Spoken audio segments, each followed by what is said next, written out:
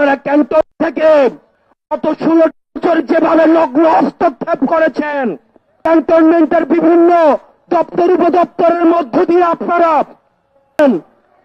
24 পরবর্তী বাংলাদেশে রাজনীতি নিয়ন্ত্রণ করবে শুধুমাত্র রাজনীতিবিদরা।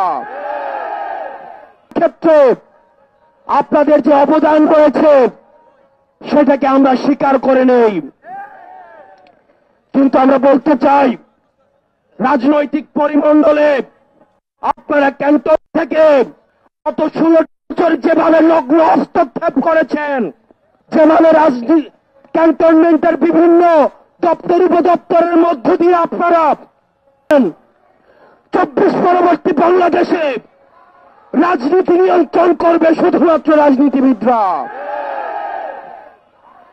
আপনারা তখন কোথায় ছিলেন?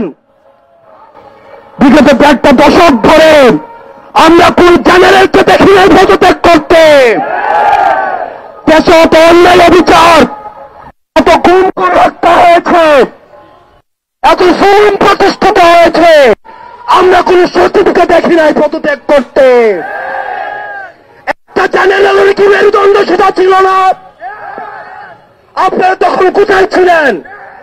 আমরা কাউকেই দেখি নাই অন্যায়ের প্রতিবাদ করে কেউ চাকরি থেকে পদত্যাগ করতে। আমরা আপনাদের সাথে বিনয়ের সাথে আপনাদের কাছে বিনয়ের সাথে আমরা আহ্বান জানাবো, অপেক্ষায় রয়েছি যে প্রক্রিয়ার মধ্য দিয়ে আমাদের যে ন্যূনতম সংস্কারগুলি রয়েছে, এই সংস্কার প্রক্রিয়া শেষে আমরা একটি ফ্রি ফেয়ার এন্ড পার্টিসিপেটরি নির্বাচনের মধ্য দিয়ে, যেটি গত 1.5 দশক ধরে রাষ্ট্র কাঠামোর সহযোগিতায় এই গণতান্ত্রিক পরিবেশের কে আপনারা নষ্ট করেছেন, আমরা সেই পরিবেশে ফিরিয়ে দিতে চাই। সুতরাং এই পরিবেশটিকে ফিরিয়ে দেওয়ার জন্য আপনারা বাধা হয়ে দাঁড়াবেন না। প্রিয় যোদ্ধা এবং রাজনীতিবিদ আপনারা যারা রয়েছেন, আপনারা আওয়ামী লীগকে এখনো চিনে উঠতে পারেন নাই। শহীদ জিয়াউর রহমান আওয়ামী লীগকে পুনর্বাসন করেছিলেন, সেই দায় মেটাতে হয়েছে। জামাতে ইসলামী আওয়ামী লীগকে পুনর্বাসন করেছিলেন, সেই দায় মেটাতে হয়েছে।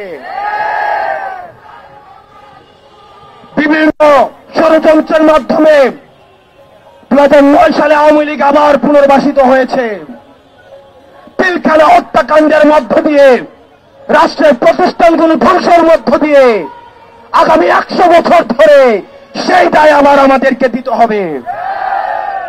আবার যদি কেউ আওয়ামী লীগকে আবার পুনর্বাসিত করতে চায়, তাহলে তার জীবন দিয়ে সেই দায় আবার পুনর্বাসিত করতে হবে।